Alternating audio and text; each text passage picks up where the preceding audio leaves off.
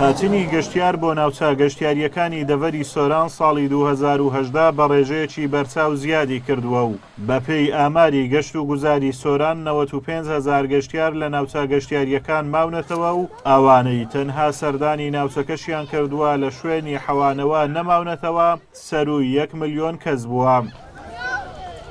سەبارەت بە مانەوەی گەشتیاران لە بۆ ساڵی 2010 نزیکەی 95,000 گەشتیار لە شوێنەکانی حەوانەوە ماونەتەوە بەپێی ئەو ئامارێکە لەلایەن ئاماری بەڕێوەبەری گەشت و گوزاری سۆران دەستکەوتووە لە شوێنەکانی حەوانەوە و ئەوانەشی کە سەردانی کەربوون یەکەمتر لە 24 کاتژمێر هاتوونە سنوورەکە و دواتر گەڕاونەتەوە سەرووی 1 ملیۆن سەردانی کەر هاتووە لە ماوەی ساڵی 2010. دەڤەری سۆران سەدا هەشتای ناوچە گەشتیاریەکانی پارێزگای هەولێر پێک دەهێنێت و زۆربەی گەشتیارەکانی ئەو پارێزگایە ڕوو لە دەڤەری سۆران دەکەن. بارینی بەفر و سروشتی جوانی ناوچەکە وای کردووە گەشتیارێکی زۆر لە خوار و ناوەڕاستی عێراق و ناوەخۆی کوردستان ڕوو لە ناوچە گەشتیاریەکانی ڕەواندز و سۆران و چۆمان و مێرگە سوور بکەن.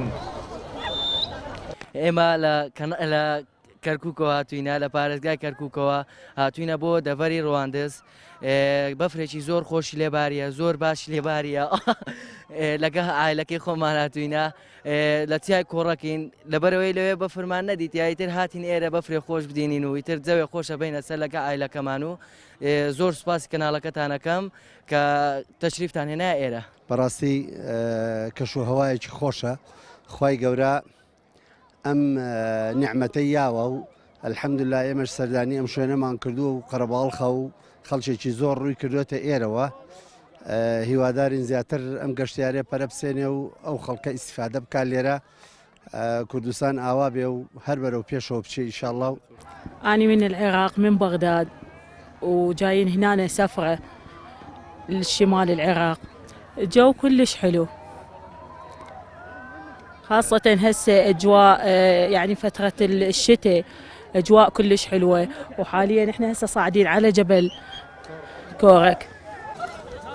ئەگەرچی بەفر کەش و هەوایەکی ساردی هەیە بەڵام جوانیەکی بێوێنە بە سروشتی کوردستان دەبەخشێت و سەرنجی هاوڵاتیان بۆ خۆی ڕادەچێشێت. چیای کۆڕک لە قەزای ڕەواندز و حەسەن بەگ و زۆزک لە سۆران و پڕژێ لە باڵەکایەتی دیارترین ناوچەی گەشتیاری زستانن کەوا هاوڵاتیان بۆ بینینی دیمەنی بەفر ڕووی تێدەکەن.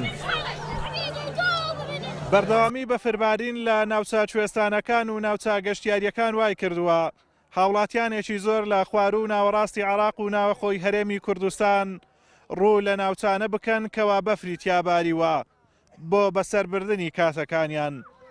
ئازادۆمەراوەی کەناڵی ئاسمانی پەیام چیای کۆڕەکی گەشتیاری لە قەزای ڕەواندۆز.